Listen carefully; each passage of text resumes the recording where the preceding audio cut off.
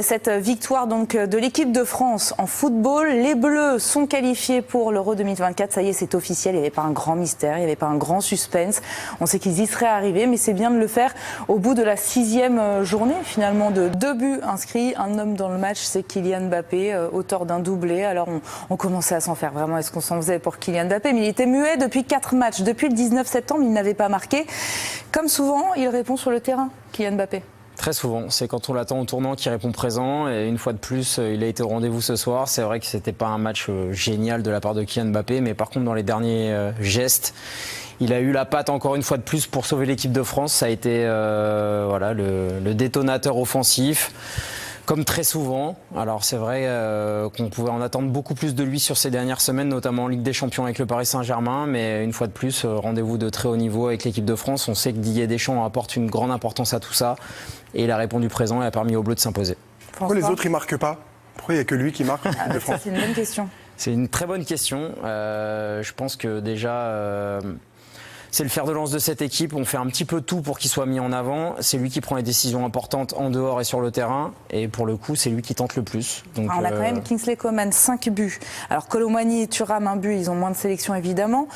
Ousmane Dembélé, 4 buts. C'est vrai que ça fait quand même très maigre. Finalement, c'est Giroud et Mbappé qui marquent. Exactement. Elle est où la plus forte dépendance? Le foot dépendant de Mbappé ou le rugby dépendant de Dupont, d'après? C'est une très bonne question. Je pense que le foot est plus dépendant de Mbappé, parce que pour le coup, c'est lui qui a les stats les plus importantes, en tout cas en termes de buts et de passes décisives sur les derniers matchs. On sait que le collectif de l'équipe de France de rugby a une plus grosse valeur. Et là, le dénominateur commun à chaque fois dans les grandes performances de l'équipe de France de foot, c'est Kylian Mbappé. Et là, il a encore une fois répondu présent. C'est vrai qu'on attend un peu plus de soutien à ses côtés. Olivier Giroud, qui est le meilleur marqueur de l'histoire de l'équipe de France, était remplaçant ce soir. Et encore une fois, on peut se demander s'il n'a pas encore la peau d'un taulier. Olivier Giroud qui a commencé sur le banc, effectivement. C'est Randal Kolo Muani qui lui a été préféré. Le match de Randal Kolo Muani, discret? Discret, ouais, j'irais même jusqu'à dire décevant, parce qu'on l'a assez peu vu pendant une bonne partie du match.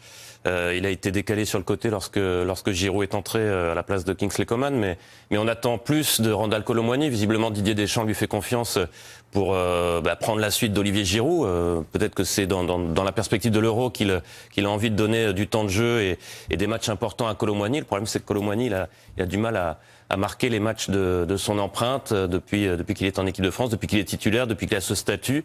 Et ce soir, on est encore sur notre fin avec Kolo Muani. C'est quoi? C'est le système de jeu qui exploite mal ses qualités? Je ne sais pas si c'est le système de jeu, parce que ce soit au Paris Saint-Germain ou en équipe de France, pour l'instant, c'est un bilan très mitigé de la part de Kolo Muani. Peut-être qu'il a aussi une difficulté à gérer ce nouveau statut, un gros transfert, arriver dans le club de sa ville, finalement. Et c'est vrai que...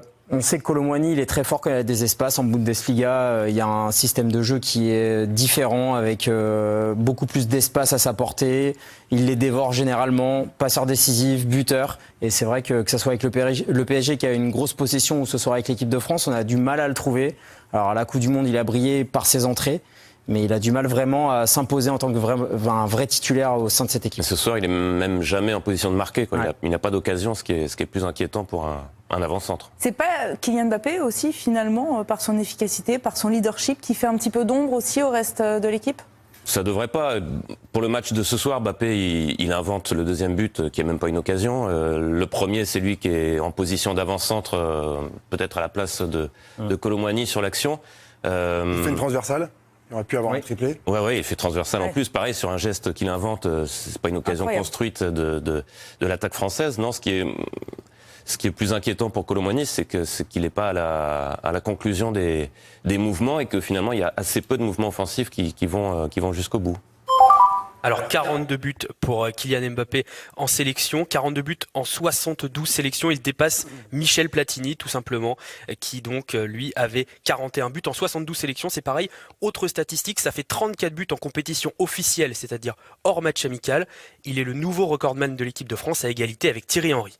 Ça, c'est pas mal comme ça. C'est les temps sont durs pour les légendes. Platini dépassé par Mbappé, Serge Blanco qui voit Damien Penaud arriver sur ses talons. En rugby, les deux qui étaient côte à côte pour le match d'ouverture de la Coupe du Monde. Il faut pas, dès qu'on parle de foot, Non, c'est dès qu'on parle de Là, on Serge parle de Blanco. foot, on a voulu parler de rugby. c'est pas mal. C'est étonnant. Bien, nouveau Ce sont plateau. des nouveaux sièges, un nouveau plateau. Voilà. On prend nos marques. Oh, On prend nos marques, exactement. Kylian Mbappé, Je là, peux me mettre debout là pour éviter le truc parce que c'est génial. mettez-vous tous sur vos pieds, effectivement. C'est un petit peu dangereux.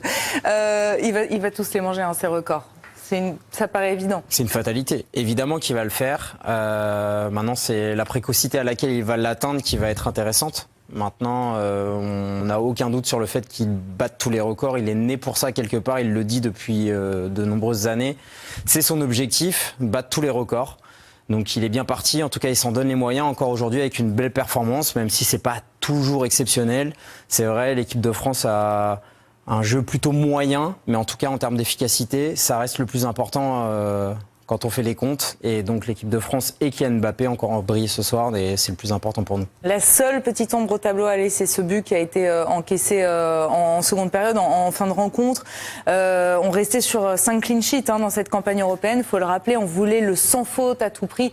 Bon, c'est une petite ombre. C'est les joueurs qui le voulaient. Hein. Ce sont eux qui se sont donnés pour objectif de finir sans encaisser de but. C'est ce que rappelait Tchouaméni en conférence de presse avant le match. Ça s'est raté.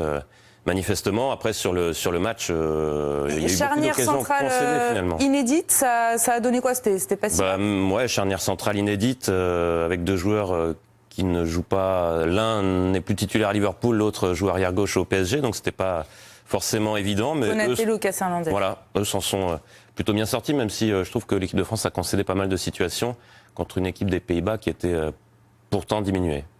Bon match de Jonathan Klaus, en revanche, en tant que latéral droit. Ouais, ça fait plaisir. Enfin, moi, j'apprécie ce joueur parce que je trouve qu'il a des qualités qui sont essentielles dans le football d'aujourd'hui, moderne, d'attaquer beaucoup quand on est latéral, avoir cette capacité à faire des allers-retours. Alors c'est vrai que parfois défensivement c'est un peu moyen. Ce soir il a été au rendez-vous défensivement. C'est d'ailleurs quand Malo Gusto est entré qu'on a encaissé le but.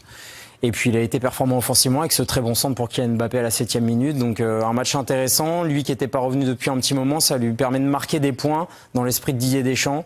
Voilà, être présent au moment important dans un match décisif pour la qualification. C'est très bien pour lui et on espère que ça va continuer avec l'OM et aussi en équipe de France. Bon, tout va bien quand même dans le meilleur des mondes pour cette équipe de France à 8 mois de l'Euro qualifiée donc pour ce championnat d'Europe. Il y a Gibraltar, il y a la Grèce. Ça va permettre quand même à Didier Deschamps là, de vraiment faire le point sur tous ces joueurs, tous ces forces en présence. Oui, mais après, c'est devenu habituel pour l'équipe de France de se qualifier sans pas le blasé, sans encombre. François. Non, mais c'est bien d'ailleurs, mais c'est devenu assez traditionnel. Oui. Pour l'équipe de France, le dernier Euro, j'entendais ça tout à l'heure, manqué, c'était 1988. L'équipe de France qui se qualifie, ce n'est plus un exploit et c'est tant mieux d'ailleurs parce que ça veut dire que le niveau moyen est toujours très élevé. Vous savez qu'on a fait 200 fautes en qualification d'Euro, vous vous souvenez quand c'était ou pas? François, 92, je me souviens. Oui, alors François, il se souvient de toi. Alors 92, oui. Je m'en souviens d'un qui n'a pas été un bon présage parce que l'Euro a été le deuxième non plus. C'était 2004. C'était pour l'Euro 2004, effectivement. Bon, je voulais pas terminer sur une mauvaise note. Ça vous fait plaisir. Bon, ils vont peut-être vous entendre. Rendez-vous donc en novembre prochain avec cette équipe de France qui est donc qualifiée pour l'Euro 2024. C'est l'une des informations de la soirée. Ouais, j'ai vu que tu tournais bien. Moi, ça tranquille. On est qualifié pour l'Euro grâce à Mbappé. Pays-Bas-France. C'était plutôt Mbappé vs les Pays-Bas. On a beaucoup parlé du fait que ça faisait 4 matchs qu'il marquait pas. Il a compris. Et là, limite, il voulait mettre 4 buts en un seul match. Non, mais on lui a dit calme-toi. Ah ouais, il a répondu sur le terrain. C'est parce qu'il parlait pas, il venait pas aux conférences de presse. Les journalistes, ils savent pas santé. Il parle pas. Mais parce que lui, il parle sur le terrain. Et parce que quand il était jeune, il jouait à un jeu avec son père. Son père, il lui disait, tant que tu marques pas, tu parles pas. Ah, c'est ça. Avec ton père, ou ni oui ni non. Lui, il jouait à tant que tu marques pas, tu parles pas. C'est tout. De tant qu'il marquait pas, il parlait plus. Même dans les vestiaires, il parlait plus. On voit les vidéos de l'équipe de France et tout, il parlait à personne. Il parlait même pas à Deschamps. Mais là, il a répondu sur le terrain, et vous allez voir prochainement, il va répondre aux questions. Et ça marche comme ça, je vous le dis. Et il aura tout fait. Reprise de volée, enroulé, grosse frappe, qui termine sur la barre. Il aura tout fait. Défenseur néerlandais, Van Dijk en avait marre. L'arrière droit de Dumfries, il faisait que le perdre de vue. Mais comment tu peux perdre de vue Mbappé? C'est pas normal. Même son coach lui a dit c'est pas normal que tu perdes de vue Mbappé. Donc son coach a dit quoi? À la fin du match, je vais t'envoyer consulter un ophtalmo. La défense, il va les envoyer consulter un ophtalmo. C'est pas normal que vous le perdez de vue comme ça. Vous le laissez courir, dribbler de la surface comme ça, c'est pas normal. Non. Même à droite, avec les débordements de Coman, l'entraîneur, il n'en pouvait plus. À la mi-temps, il était à 2 doigts d'aller voir Deschamps pour lui demander l'armistice. Sinon, offensivement, je trouve qu'il y a eu un gros match. Sauf que dommage, je trouve qu'on n'arrive pas à... Il faut tuer le match. Tu vois, parce qu'après, on a concédé ce but-là.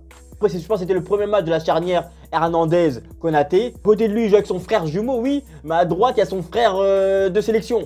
C'est pas trop pareil. Faut qu'il y ait du temps, faut qu'il y ait de l'entente. Donc, même s'ils ont été solides, ce but, on n'aurait pas dû l'encaisser, mais on l'a encaissé, c'est pas grave. Sinon, Mike Maignan, il a encore fait des arrêts déterminants. Maignan, Mike aimant. Le mec, il aimante les ballons. Il peut viser la lucarne, il va tirer, le ballon va atterrir dans les mains de Maignan. Il arrête. Il arrête les balles, le mec. Comme Neo dans Matrix, il arrête les balles. Trop facile pour lui. Quelquefois, il y a quelques-unes qui passent. Même actuellement, moi, je me dis peut-être que c'est le meilleur gardien du monde. Actuellement. Sérieusement. Dites-moi s'il y en a d'autres que vous voyez. Peut-être que je m'enflamme. Peut-être. Mais je trouve qu'il est très solide. Dans le milieu, Tchouaméni, très solide aussi. Griezmann qui a un match plein. Après, Griezmann, parce que Griezmann, il fait le travail de l'ombre. C'est pour ça qu'il y en a certains qui vont dire oui, mais Griezmann, on a pas trop... Il fait le travail de l'ombre, Griezmann. C'est pour ça que des fois, il fait des coups farfelus. Parce qu'il veut qu'on remarque son travail de l'ombre. Il veut qu'on le voit. Sauf que depuis qu'il est revenu à Atletico, il est très concentré. Son jeu, il est très juste. Franchement, peut-être qu'il y a un peu moins de buts, mais il y a beaucoup plus d'efficacité, beaucoup plus de passes clés, une bonne orientation du jeu, et c'est le plus important, honnêtement. Et j'ai l'impression que Mbappé, c'est ce qui lui manque au PSG. Un mec un peu comme Griezmann, qui peut créer le jeu, qui peut en même temps revenir aider au milieu, et aussi se projeter en attaque. C'est un peu ça. Parce que là, on a vu que Mbappé était à l'aise sur son côté gauche, à attendre les passes, ensuite sur le côté droit, et à percuter. Il était vraiment à l'aise. En fait, je vous le dis, au mercato d'hiver, ou peut-être le prochain, s'il reste, il recrutera Griezmann. Ah, mais il va faire du PSG, l'équipe de France 2.0.